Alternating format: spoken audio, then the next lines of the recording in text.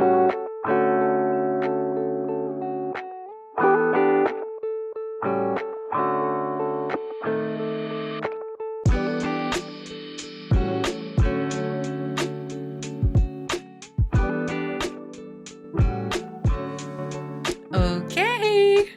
Dust off your library cards and refill those mugs because your favorite chaotic bookish sisters are finally back behind the mics.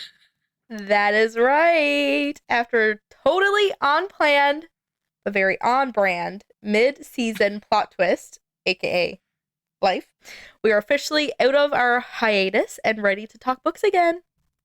And honestly, we've missed this. And we've missed you. We've missed dramatically gasping over plot twists no one can see and going off on tangents that absolutely no one has asked for. Mm-hmm.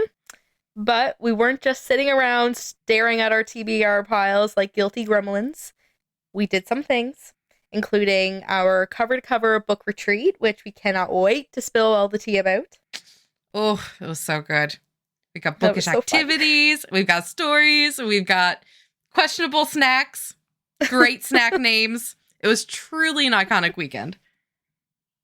We're also catching you up on everything we read while we were away. The favorites that fed our souls, the not-so-favorites that had us side-eyeing the Goodreads rating, and the books we still can't stop talking about. Plus, since it's November, the month of crisp pages, cozy blankets, and way too many new releases, we're sharing the books we're most excited for this month. And a sprinkle of book news we've picked up along the way. Just a dash, a tasteful seasoning. So, as always, grab your favorite mug, curl up somewhere comfy, and get ready because My Sister's TBR is officially back and we've got a lot to talk about. We're finally back, baby. I don't even know where to start with this episode. Me neither. This has been way too friggin' long. So I know when we left off our last episode, I think for like 2 solid months, I kept saying, oh, I've been in a rut this month or these last 2 weeks. Yeah. That was the common phrase for a couple of episodes there. But hey, I am not mentally ill anymore. And I've been reading. I have not been in a rut. That's fantastic. You've had a lot of life changing in the last since July, so yeah, quit my job, started another job. Now I work remotely for half the year. I got booted out of my apartment. Moved back in with my parents for half the year. Life is great. It's honestly. all good. It's all good things. It's all good. It's all good things. Honestly, I would like to move back in with mom and dad.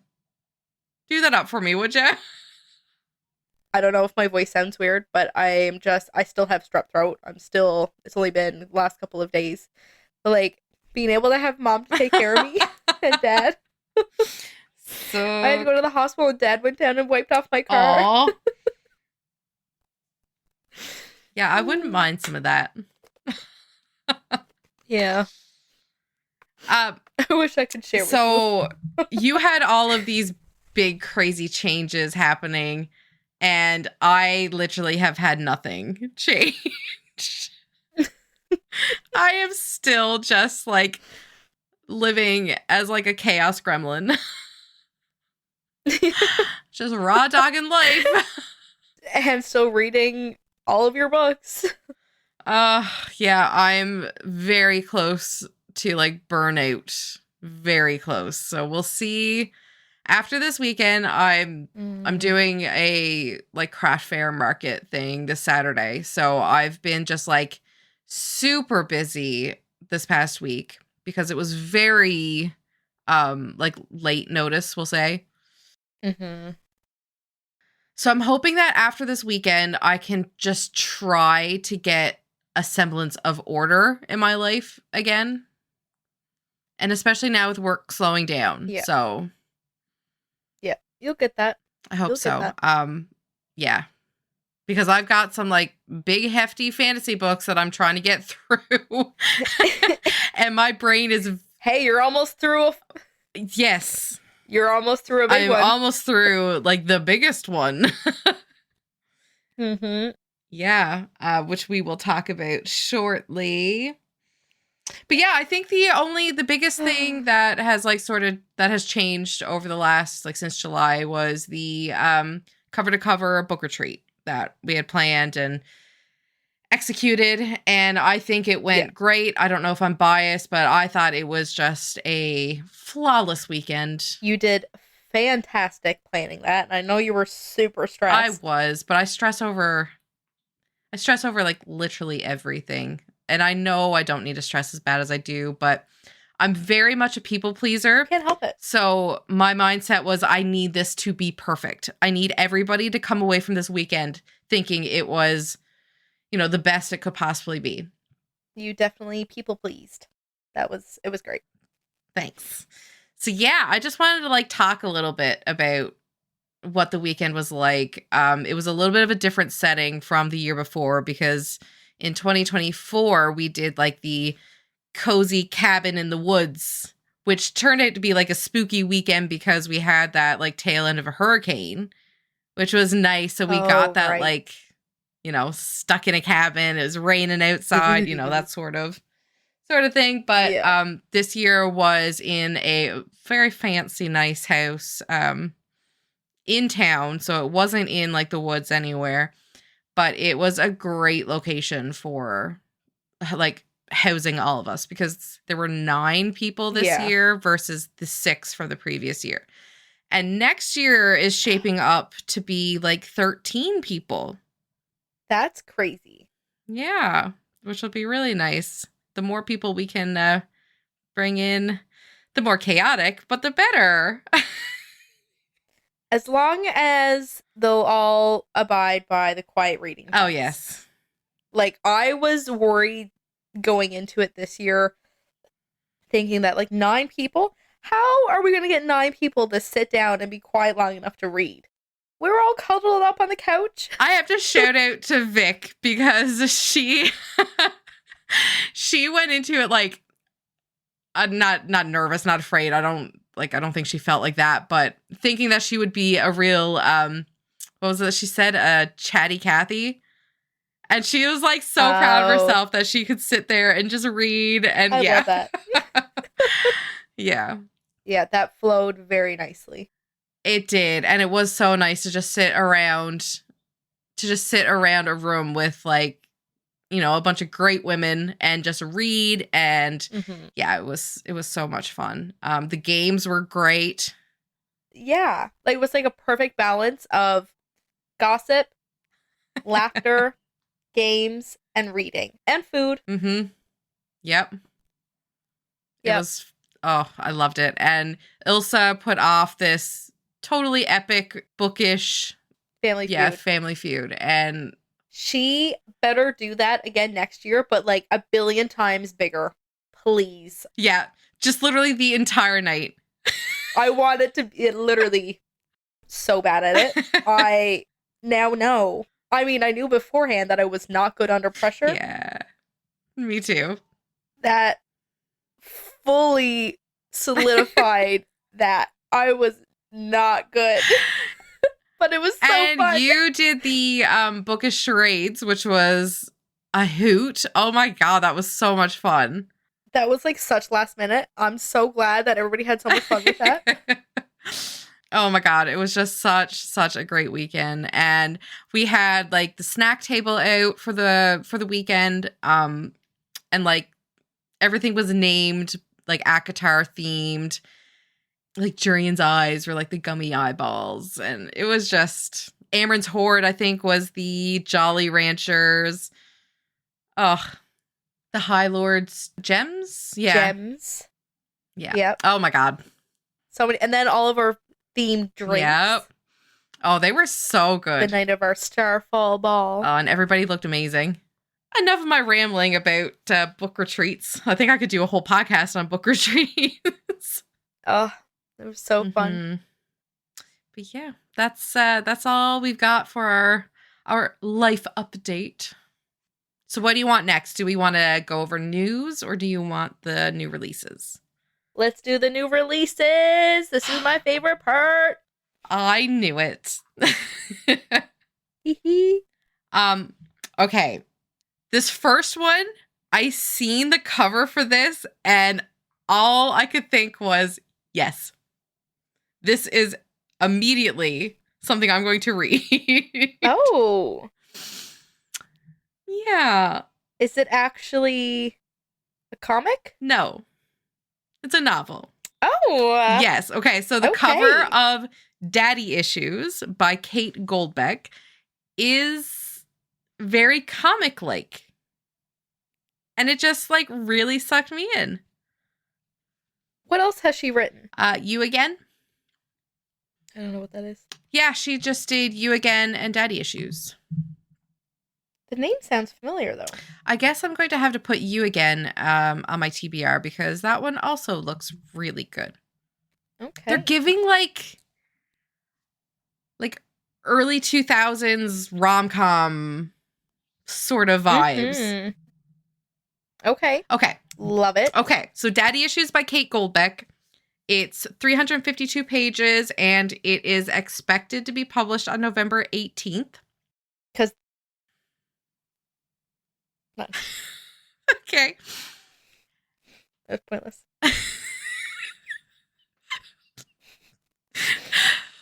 Like much of what we say or do. Okay. So true. Okay. At 26, Sam Pulaski expected to be thriving in her academic career, living on her own in some exciting city. Expectations meet reality. She has massive student loans from studying art history, a dead-end service industry job, a situationship that's equal parts intoxicating and toxic, and she's been crashing in her mom's condo, at least it's not a basement, for at least 5 years. If she can finally get accepted into a PhD program and get out of Ohio, the adult life that's been on hold for half her 20s will finally begin. Her mom's new neighbor, Nick, is the ultimate grown-up. His adult life began the moment his 9-year-old daughter, Kira, was born. Her happiness is Nick's only priority, especially in the wake of divorce. There's nothing he won't do for Kira, including giving up his globe-trotting career for something more stable, like managing a chain restaurant. Sam has zero interest in an ultra-dependable guy pushing 40. Frankly, she's a little afraid of kids. But with just one thin wall separating the two condos, Nick proves difficult to avoid. His quiet confidence forces Sam to grapple with the other men in her emotionally derelict friends with benefits and her actually derelict father. As her unexpected connection with Nick heats up and steams up his minivan windows, Sam finds herself falling fast for a man whose life is steady and settled, while hers is anything but. Yes. Added right now. Yes. Sounds so good. So one of the tags is forced proximity, and we love a forced proximity. Delicious. Yeah, so that's going to be fun, I think. Okay. I love that. And the ratings look good. Mm-hmm. Humor. And only 352 pages. Sure. Yes. Easily doable. Yes. Okay. I need to preface, my throat is so raw. I have a fisherman's friend in right now, but it's still making me cough. So, I'm going to struggle getting through this. So bear with me. The next one is Violet Thistlewait.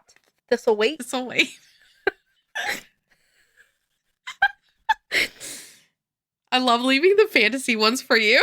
Do you do this on purpose? Did you do that on purpose? This'll wait. This'll wait, yeah. That's what I said. That's what I agreed with when you said it. I thought you were... Not this'll what? I thought you were making fun of me. Okay. Violet Thistlethwaite is Not a Villain Anymore by Emily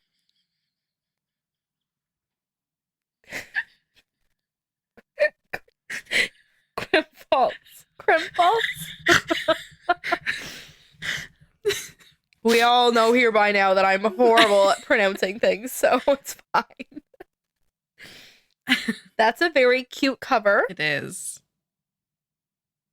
I'm loving the flowers and the dragon and the plants and the greenhouse. Ooh. It's me. Okay. Guy Shadowfade is dead, and after a lifetime as the Dark Sorcerer's right hand, Violet Thistlethwaite is determined to start over. Not as the fearsome Thorn Witch, but as someone kind, someone better, someone good. The quaint town of Dragon's Rest, Violet decides, will be her second chance. She'll set down roots, open a flower shop, keep her sentient, mildly homicidal houseplant in check, and prune dark magic from the twisted boughs of her life. Violet's vibrant bouquets and cheerful enchantments soon charm the welcoming townsfolk, though nothing seems to impress the prickly yet dashingly handsome Nathaniel Marsh, an alchemist sharing her greenhouse. With a struggling business and his own second chance seemingly out of reach, Nathaniel has no time for flowers or frippery, and certainly none for the intriguing witch next door. Mm-hmm. When a mysterious blight threatens every living plant in Dragon's Rest, Violet and Nathaniel must work together through their fears, pasts, and growing feelings for one another to save their community. But with a figure from their past knocking at her door and her secrets threatening to uproot everything she's worked so hard to grow, Violet can't help but wonder, does a former villain truly deserve a happily ever after? Oh my gosh. So this is a cozy fantasy, romantasy, 368 pages, and it's coming out November 18th. I would read that. Yeah, that seems like such an easy fantasy. Mm-hmm. Oh. That's so cute. I would share our greenhouse with a villain. Next up, we have The Burning Library by Gilly Macmillan. This is a dark academia thriller mystery. 304 pages. Not as big as I thought it would be for That's good. Academia. Academia. Okay. I might have to I don't know, my brain is getting mixed up with macadamia, like the nut. Okay. It's late. We're tired and sick. Clearly our brains are on food. Macadamia. Okay. This one is also expected on November 18th. On a frigid, windswept day in Scotland's Western Hebrides, Eleanor Bruton's body is discovered on the shore. To her family, Eleanor was an ordinary middle-aged woman. She made flower arrangements and plumped kneeler cushions at church. Little did they know she was harboring a dark and all-consuming secret, a scrap of fraying embroidery that seems worthless at first glance. For more than a century, two rival organizations of women have gone to deadly lengths to secure the valuable artifact in the hopes of finding the original medieval manuscript from which it was torn, the Order of St. Catherine, devoted to the belief that women must pull strings in the shadows to exercise control, and the Fellowship of the Larks, determined to amass as many overt positions of power for women as possible, so long as their methods of doing so never came to light. When Dr. Anya Brown garners international attention for her translation of the cryptic Folio 9, she is handpicked by Diana Cornish, a professor and high-ranking member of the Fellowship of the Larks, to join the exclusive Institute of Manuscript Studies in St. Andrews. Meanwhile, at Scotland Yard, Detective Cleo Spicer begins a private investigation into the death of Eleanor Bruton. As all of them grow further entangled in this ancient web, circumstances are spinning wildly out of control and their lives may be in grave danger. It's giving very Dan Brown vibes. Oh, okay. Yeah. So we'll see. We'll see. I'm down to give any mystery thriller a chance, honestly. I like the setting for this one, like Scotland. Like Yeah. oh Oh. oh I haven't read her in so long. I know. Who do you think was ringing the doorbell this whole time? Oh, I don't know if that's the exact words, but yeah. We all know what you're talking about. Yeah. Those who know. I would love to read that again. Can we do a reread? Yes. I'm ready to sob again. Yep. Did you read Perfect Strangers after? Or The Perfect Stranger? I don't remember. Okay. We'll discuss later. Probably not. Anyway. Okay. So the next one is Blackthorn by J.T. Geisinger. So this is a dark romance, gothic fantasy, paranormal fantasy. She loves her paranormal fantasy. She's so good at it. Oh. This is 368 pages, and it came out November 4th. Ooh. It's already out. Okay. You never forget your first love, especially when he's also your worst nightmare. I could just read that, and that would be enough. Yeah. Sold. Sold. Next. Yeah. 12 years ago, Maven Blackthorn fled her small hometown, leaving behind the wreckage of her mother's suspicious death. But now, drawn back for her grandmother's funeral, Maven steps onto Blackthorn soil once more, only to find herself thrust into a fresh nightmare. Her grandmother's body has vanished. The Blackthorns immediately suspect the Crofts, the ruthless titans of Croft Pharmaceuticals, whose bitter blood feud with the Blackthorns has spanned generations. But when Maven comes face to face with Ronan Croft, the son of her mother's suspected killer and the only man she ever loved, she discovers the forbidden passion they once shared is as alive and dangerous as ever. As long-buried family secrets claw their way to the surface, betrayal lurks behind every whisper, and old vendettas ignite anew. The deeper Maven digs for answers, the more treacherous the game becomes, and the one man she can never seem to escape is hiding a truth that could burn their whole world down. In a town where the dead won't stay buried, is love salvation or the deadliest game of all?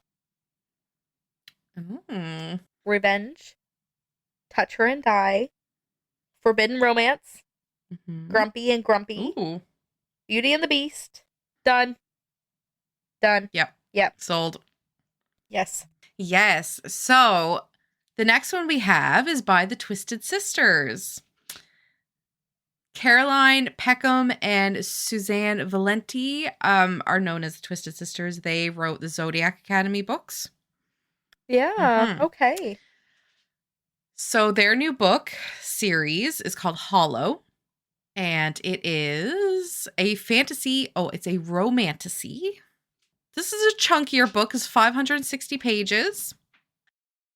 That's good, though, because that means that it's not going to be over too quickly. Yes. I don't know how many is planned in the series, but the first one, Hollow, is out November 18th. So the description. Oh, why is this one saying? Okay, I don't know what the actual release date is because it says expected November 25th. But down here, it also says expected November 18th. Oh. So I guess just wait and see.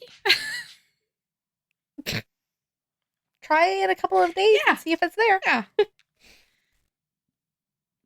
Okay. The description on this one is, don't listen to the whispers of the woods. Don't trust the man cloaked in shadow. Don't earn the wrath of the scattered spirits. Don't go out after dark. The great hunt begins once every 50 years, and only the champions willing to face death to shatter the curse dare to enter. The champions and me. I'm no warrior, no swordsmith, and certainly no fae, but the forest is my only hope. To enter those trees and to walk willingly to my demise. I need the boon the forest will grant the winner, and I'm willing to risk it all for a chance at claiming it. I just never expected to face him beneath the trees. The beast who strikes fear into the desperate people of all lands. The monster who commands the legion of hollows and makes our plight 1,000 times worse. The hollows are empty of all things, but none are so heartless as him. Prince Bane intends to be the death of me, but I have an oath to fulfill before I'll let him have me, and I'll do whatever it takes to achieve it. I am Ferris Creed, and I'm going to unite the lost spirits who once bound the wandering trees in place, return the sacred amulets to the core of its corruption, and use the winner's boon to change my fate. Come wretchedness or torment, through trickery and deception, I will get what I came here for, and no one will stand in my way, not even Prince Bane. Ooh. That is written so well. Wow. Yes. It says here, it's a dark romantasy. It's a heady cocktail of summoners, seduction, and spirits set to get your heart racing and feet kicking. There will be a ruinous, black-hearted love interest, a rebellious, ruthless FMC, plot twists, cliffhangers, dark humor, and a healthy seasoning of make you blush spice. It is not for the faint of heart. All those who enter the forest are bound by its terms. Will you walk willingly into the dark? Yes. Yes. I'm afraid of the dark, but not no more.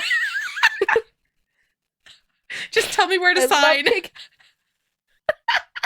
I love kicking my feet.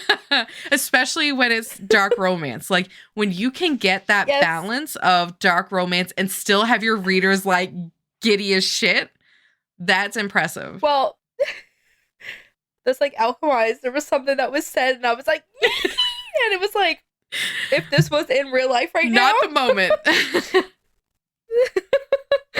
Oh, God. Yeah, I think the first time... I don't know if we should talk about it. Let's wait. Okay. Write it down so you don't forget. Okay. That sounds amazing. I also haven't read the Zodiac Academy yet. I think you'd really like it. I think. I know. But it is... I feel like I would. It's a doozy. I haven't read past book 4, I think, yet. Like, I do intend to finish the series, but it's just, it got a little daunting. And you know me, serial series starter and never finisher. Yeah. Finisher. Yeah. Yep. Words that are tongue twisters. But yeah, they're good. I really, really like it. It's just there is a lot of filler in those books. Like characters that you really don't care to have their POV, that sort of thing. So yeah. Okay. Up next is The Fix by Mia Sheridan. That's also a very pretty cover. That's Archer's Voice author. She does have really nice covers. Oh, I haven't read that yet. Did you read that? I haven't read Archer's Voice yet, but I just finished a book by her. What did I finish? I don't know. Hold on a second. Unwanted. Wow, that is not the name of it. I just finished Unwanted by her. Men and Monsters. Unwanted. Okay. I said it so confidently. Yeah, you did. But yeah, okay.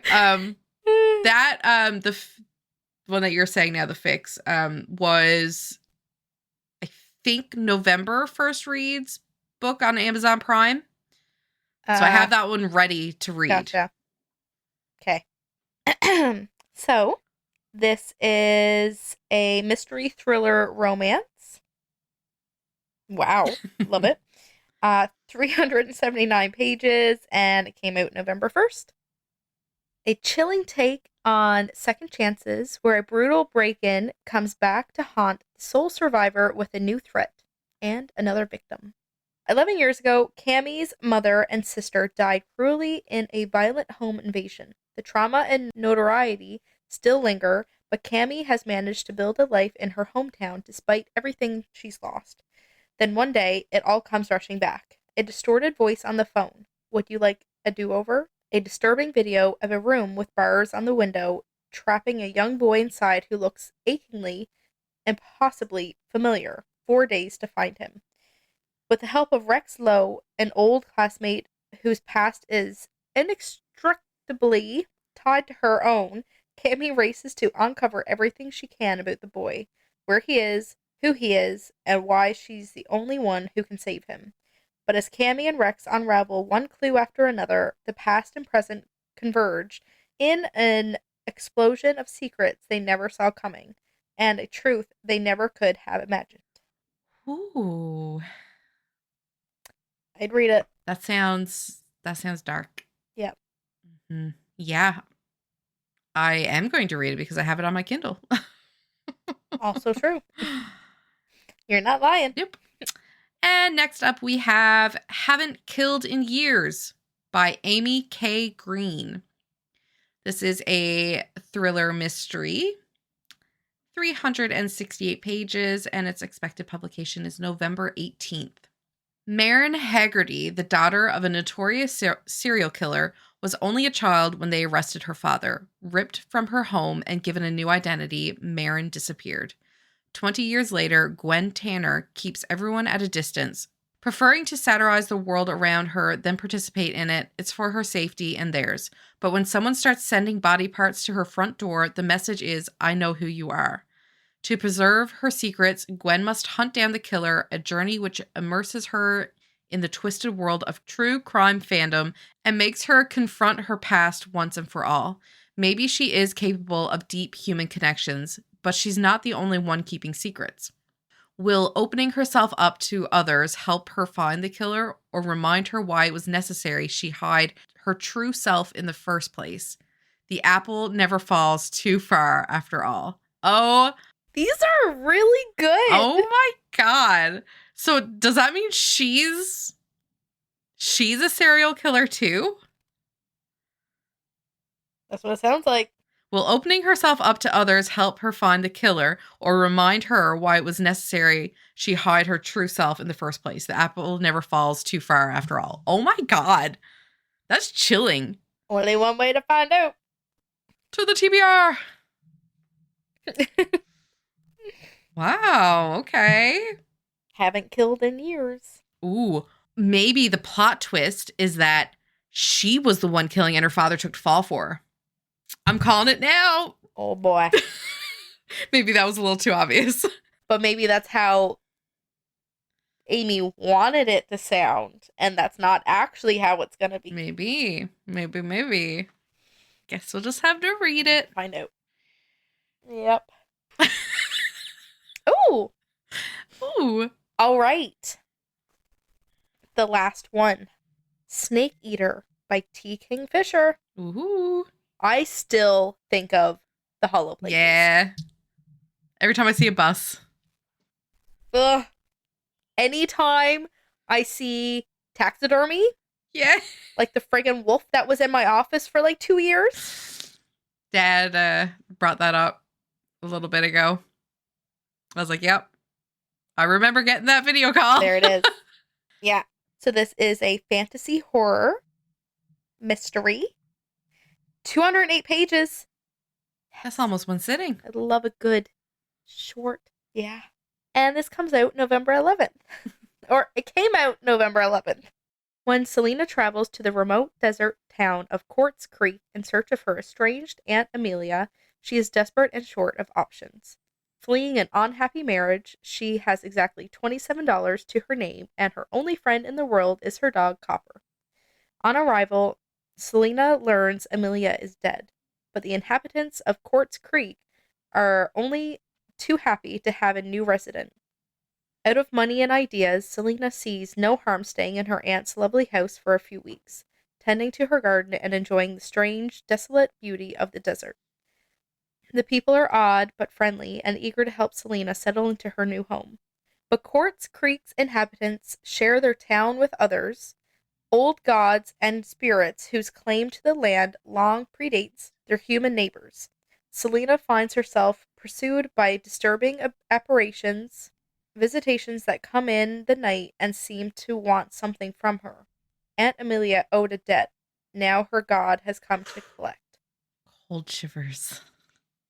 It seems like there's a pattern to Kingfisher's books with like the main character and the dog and an aunt or uncle that she's going to. Yep, so true. So we'll see. I'd read it. The other two that we read by her, I think we both really enjoyed. So yeah. Well, okay. Added. Okay. The little bit of sprinkly news that we got. Not a whole lot. Oh, wait. I guess I should say, too, that there are a couple like honorary mentions that I didn't really want to put in our new releases because it's like series. But we also get on November 18th, Brimstone, which is book number 2 by Callie Hart, the Fae and Alchemy series. Most people know the first book as Quicksilver.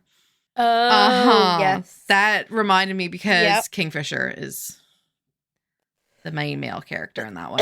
But also there's Brigands and Bread Knives by Travis Baldry. That's also the where is it? Legends and Lattes, Bookshops and Bone Dust. Yeah. That same author. And we also get nope, never mind. That's all I had right now. Yeah, so those were a couple more honorary mentions. Fun. Yeah. Honorary. Yeah. But anyways, to the little bit of news that we've got, there wasn't a whole lot that like I've come across that hasn't already been preached over and over and over everywhere. Like we don't want to just completely bore everybody with the same things that's just been already discussed. But I did come across a video of Tessa Bailey. She was speaking on Off the Shelf about the adaptation that's coming for It Happened One Summer. So I don't know if did you like It Happened One Summer, or did you just like kind of have a hard time reading it because it was third person? I remember like not being super into it because I didn't really like Piper, but I didn't. That's interesting. I didn't picture Piper like that. Yeah.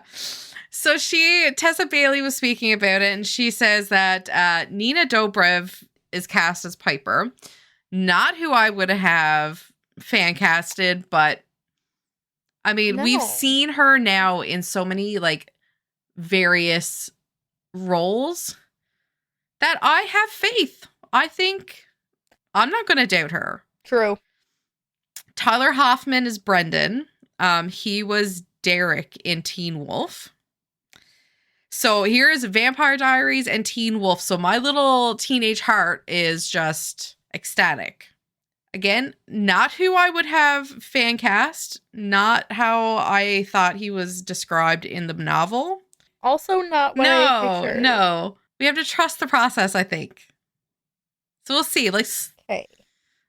We'll see. Okay. Yeah.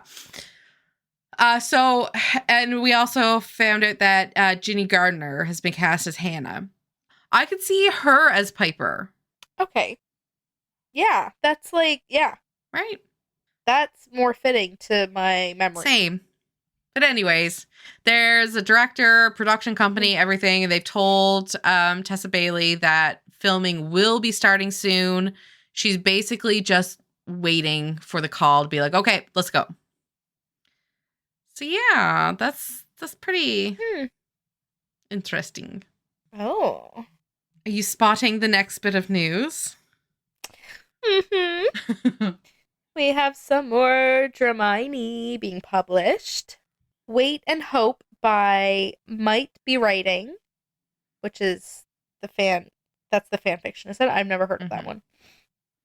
Is being published as Once Again, Always by Amanda Gale. It's a very nice name, actually. Secrets and Masks by Emerald Slytherin is being published as Under the Red Sky. Did I read that one? No, that's the one that I started and found out that it's really sad. Like, people say it is more devastating than Manacled. Okay? Okay. So, I wish people could see your face. The way that it literally just dropped. But yeah, Like there's a lot of people, like there's a very high percentage of fan fiction readers that say Secrets and Mask is more devastating than Manacled. And I mean, I'm okay. I don't need it. So that's why I stopped. Thanks, but no thanks. That's why I stopped reading it, because I said, like, I know this is going to destroy me. I know it's not going to be I'm so sad, but this was such a good book. Like, I just know that I would be emotionally devastated, and I can't do that to myself. I was like, no, not going to. So I don't know if I'm going to read the published version of it. Maybe it might be a little better where I'm not, like, picturing these characters that I love. Yeah. Yeah. Cries. Okay. Measure of a Man by In a Days 22 is being published as Sight Unseen by Alexis Marie. I haven't read that one. I think I read this one. Okay. I hate that I've gotten to the point where I've read so many now that I can't keep track of it. And a lot of them aren't on Goodreads. I've only read like a handful, like 3, and I get them all mixed up. I can't imagine you. Yeah. And then the last one that's here is Meet Me at Midnight by For a While is being published as At the Mercy of Midnight by Chloe Cullen. I think that one is out. I think I read this one. Oh. I think that one is currently out. I will read anything as long as it's those two.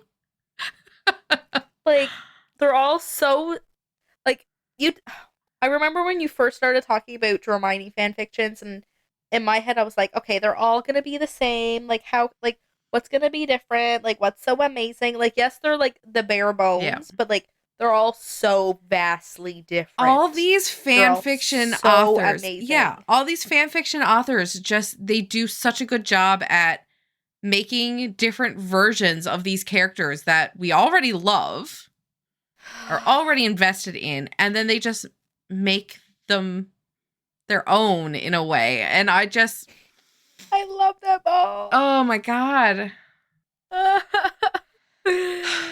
Oh my God. Speaking of very heart-wrenching, devastating books.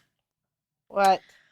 It has just been announced that another of Rebecca Yarros's books is being adapted by Amazon. The Last Letter. Yep, we know that broke your heart. This book had me sobbing in my kitchen.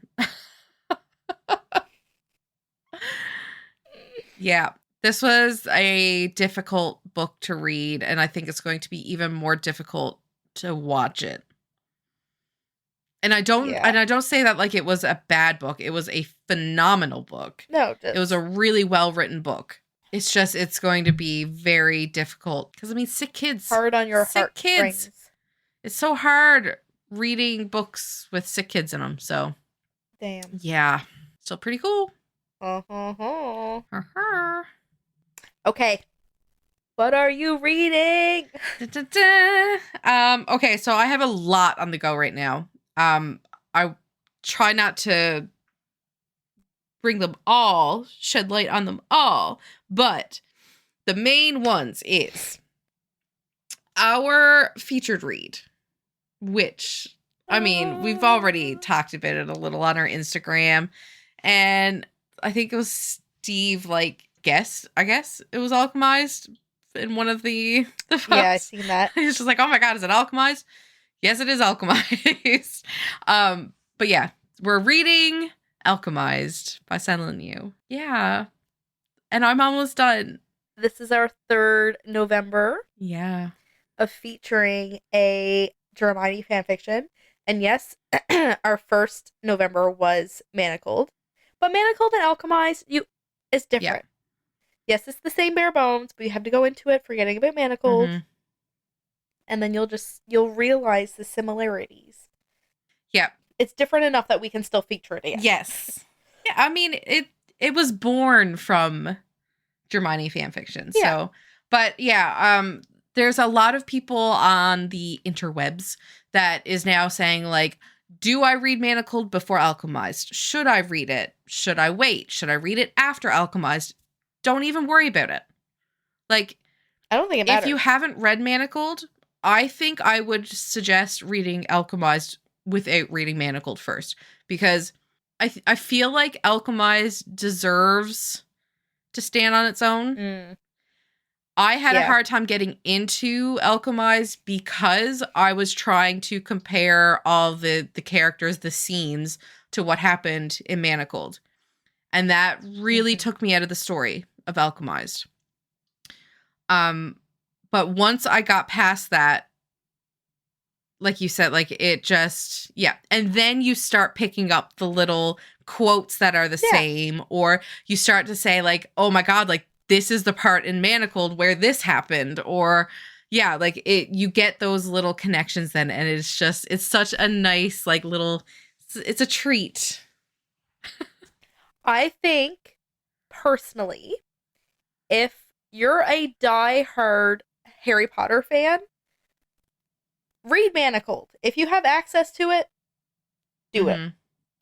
I find Alchemized, so like obviously she had to go away from the Harry Potter world because of copyright issues.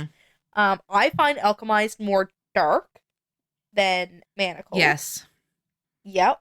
The only thing that I'm missing is the link to a Harry Potter. Yeah. And the house elves. Yeah. So it's like, that's the only thing that I'm missing in it. But I knew, obviously, that wasn't going to carry over into the publicized version of it, because, obviously. But if you're a diehard Harry Potter fan, I'd say still go ahead and read Manacled at some point, of course, because that's still a fabulous... Oh, yes, yeah. Fabulous read. Oh my god. You don't have to read Manacled before Alchemized. Like, if anything, it's more of a disservice to read it first, because you're going to be stuck in that Manacled mindset, I think. Yeah. But still, if you can separate the two, then yes, go ahead, read Manacled first, because that's the baby. Yeah. I'm just so happy that they have this story now that's gone through rounds of editing, that's been published, that just has this polished story now. I can't believe, like, when we finished Manacled and we heard that it was being publicized, we were like, how can you get any better? Like, how is this going to be any different? Like, that Manacled was so fantastic, so perfectly written. And now experiencing Alchemized, which is still amazing. So perfectly written, and it's in such a different way, but yet the story is still there, like the heart of it is still there, and it's like, how how are you still so amazing of a book? Oh my god. Something else that I think we should talk a bit more about at the end of the month when we do our deep dive is how, like, this shouldn't be marketed as a romance book. Good God. A lot of people, and I've seen the 1-star reviews on Goodreads saying like this is rape kink and stuff like this, like saying that it's not like that it's a romance and it's romanticizing this. It's not. It is not. I get so so pissed off at it, because that's not what it's doing. This is not a romance novel. It's fantasy. It's dark fantasy. Yeah. It's dark fantasy. Not the good dark that you're looking for. No, not the this is spicy dark. No, this is like, it has on page rape. It is dark. Yeah. It is not something that is for the faint of heart. But we'll get more into that, I think, when we do our deep dive at the end of the month. But yeah, so that's one of my current reads after that big old spiel. Yeah. I'm also doing I don't know if I was doing this in July, but the tandem read of Empire of Storms and Tower of Dawn by Sarah J. Maas. Okay. I don't remember if that was still the two, because I'm reading it and doing like podcast episodes for each chapter. So it's been a long process, but holy God, that series is, I'm afraid because the next book is the last book in the series. So then I'll have that finished. And yeah, I'm not okay. Yeah. So yeah, that one. Yeah. And I guess the other one that's really of note would be the book club book this month is Tourist Season by Bryn Weaver. Everybody loves to read about serial killers falling in love, right? Yes. Yeah. So what's on your nightstand? So, also Alchemized. I had to take I paused it because during my travels I was doing other reading. What am I currently reading? I don't know. I came across this interesting series. Oh. I don't have much going on right now, just because I have already finished 2 books this month. Mm-hmm. And then Alchemized, obviously, big book. Yeah, it's so I'm currently hefty. reading that one. Yeah. So I found a series. It's a Masked Men series. So this one that I'm reading, that I first started with, is Don't Get Caught. It's a novella by J. Pratt. It's only 146 pages. Okay. I had to look it up because I'm a visual girly. I need to see the covers. Yeah. So I haven't read this yet. I only just started this today, I think it was. Or yesterday. I don't know my days anymore. I haven't read this yet. I literally seen the cover and I was like, start. Yep. But there's like 5 books in it, I think. And I seen one with like a Santa hat on it. I was like, okay, this is perfect. Festive. Okay. Sometimes life throws you a curveball. They suck you in the moment, but in the long run, you end up being chased by 3 masked men through a cemetery. It's just like like the book that we read at the book retreat. I'm glad I opted out of reading that one. You didn't read it after? No. Okay. Let me tell a story here for our listeners. Yes. So me and Ange went to chapters before we went to the book retreat. Ange finds this book and she's like, anything that looked like it would be like, R-rated. Yeah. So the first one that she sees is just a small little novella. And it's called Scream for Us by Molly Doyle. It's just a short series with masked men. Anyway, so me and Andrew, so when we're all cuddled up on the couch during our reading session at the book retreat, me and Andrew are finishing up those books, and Ilsa looks over at me and she's like, I wish people could see me. Anyway, she's like, eyeing my cover, because like you can tell by the cover, you know. She's like, let me read that when you're done. So anyway, I finish it. I pass it off to Ilsa. Ange finishes it. She passes it off to Shondalee, I think. And then Brooke is there reading it on her Kindle Unlimited. Because they found it was on KU, yeah. Meg started it. Meg started it. That didn't like it. That was what solidified my stance on not reading it, because I don't know. No. If she what found it, I can't get over. No. If you liked Unhinged and you can't read this book, sit down. Sit down. No, Anyway. I had to read, what was it that I was reading at the book retreat that I had to finish? I don't remember if it was the book club book or something for the podcast. Either way, whatever it was that I was reading, I had to get it read. So like I wasn't reading anything else. Anyway, it was good. Like it was like, yes, corny, but like, it was fine. Okay, let me get back on track. Sometimes life throws you a curveball, they suck you in the moment, but in the long run, you end up being chased by 3 masked men through a cemetery. Now that's the curveball you want. My boyfriend was perfect up until he wasn't. When Mr. Vanilla found out about my deepest, darkest fantasies, he spread them all over the campus and shamed me in the worst possible way. I dropped out of college and moved to a small town where I have just inherited a house from my long lost grandmother. I'm determined to get my life back on track and leave my old life behind. Never in my wildest dreams did I expect to be chased by a masked man through a haunted house on my very first night in town, or that he would make good on his promise to bring a friend next time, and then 2 would turn into 3. I have everything I ever dreamed about with these 3 masked Getting men. quieter and Somehow quieter. they found me exactly when I needed them. No, nothing will get in their way because they want to keep me as theirs. So anyway, reading that. Uh-huh. Yeah.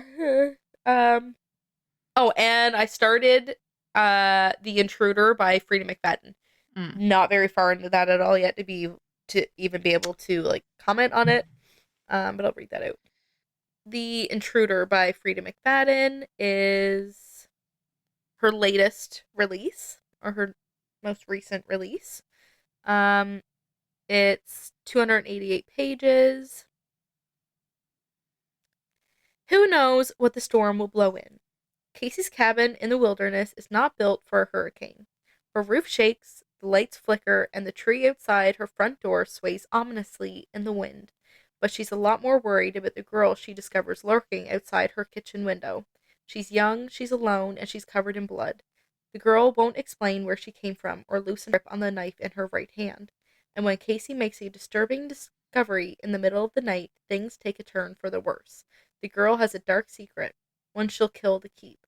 And if Casey gets too close to the truth, she may not live to see the morning. So, like, I'm literally only just a couple pages into it where, like, she's getting her landlord to come over to, like, try and fix her roof because there's a storm coming, so she keeps talking about the storm that's coming. Mm-hmm. So, like, we know, like, and he's like, I'm not fixing your roof, like, there's a storm coming, and, like, then there's this tree that's, like, swaying, like, and she's like, oh, I'm nervous about this tree, and he's like, you're gonna be fine. Mm-hmm. Alright, is she really gonna be fine? Yeah. So. Okay. I'm willing to give her another chance. Yeah, I don't think I am. I know. I think I'm done. I don't know. There's other authors now that I feel put a little more quality into their writing. Fair. That's, similar enough that I don't feel I'm missing out on her books anymore. Yeah. But I don't know. I just getting the vibe that she's just pumping them out too fast. Like, take a breather, girl. Fair. But I also forgot that there's another physical book that I'm reading, Red Rising. Oh, I don't think I've ever seen that. Yeah, it's sci-fi, Red Rising by Pierce Brown. It's the first in a series. And yeah, I've seen it. I had been recommended to read it. I have literally been on the cusp of buying it countless times. And I finally started it. And it just, I don't know why, but I thought it was fantasy, not sci-fi. So when I started it and it was giving very heavy sci-fi vibes when I thought it was a fantasy, I was like, hold on. I have to switch gears real quick here. Yep. I have my fantasy brain on. I need my sci-fi brain on. So let me get changed really quick. Yeah. So it was an interesting, little curveball. Yeah, Speaking of curveballs. Yep. But yeah, so this one, the description for that one is Darrow is a red, a member of the lowest caste in the color-coded society of the future. Like his fellow Reds, he works all day, believing that he and his people are making the surface of Mars livable for future generations. Yet he toils willingly, trusting that his blood and sweat will one day result in a better world for his children. But Darrow and his kind have been betrayed. Soon he discovers that humanity reached the surface generations ago. Vast cities and lush wilds spreads across a planet. Darrow and Reds like him are nothing more than slaves to a decadent ruling class.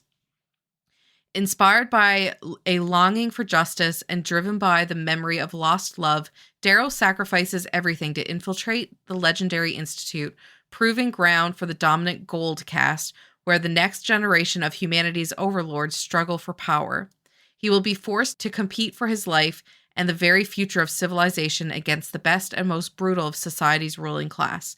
There, he will stop at nothing to bring down his enemies, even if it means he has to become one of them to do so. So this is giving, like... Wait, damn. Yeah, it's really good. Very, like, dystopian. I don't even know, like, how best to describe it. I'm not big into sci-fi books. I don't know what it is. I don't know. I can't get into them. It's iffy for me. Like, it's very specific, I think, for me. There's not many that, like, pull me in by description or by, like, cover, like, photo cover. But the ones that I have read, I've loved. Okay, fair. Yeah. But yeah, so... I don't know what it is that draws me into, like, specific sci-fi books, but whatever it is, whatever gets me started, I always end up loving it. Well, there's nothing wrong with that. No. Okay. What a good comeback episode. She's long. Yep. Yep. That's okay. Mm-hmm. Yep. And we'll have lots of good books to talk about at the end of month. Yes. Very excited. All right. Well, make sure to go follow our Instagram. Mm-hmm. We're posting more. Yes. We're a lot more active now. And also, keep an eye on our website. Like, subscribe. www. I almost just went into a Prozac song. Never get over you. Okay. Oh my god. MySistersTBR.com. That's... Yep. Yeah, because we're posting blog posts. And my dog is being very noisy. But yeah. Okay. Give us a rate. Give us a follow. Give us a like. Give us a... Yeah, all the things. Subscribe. Yeah. Okay. Bye. We'll see you in 2 weeks. Toodles. Bye.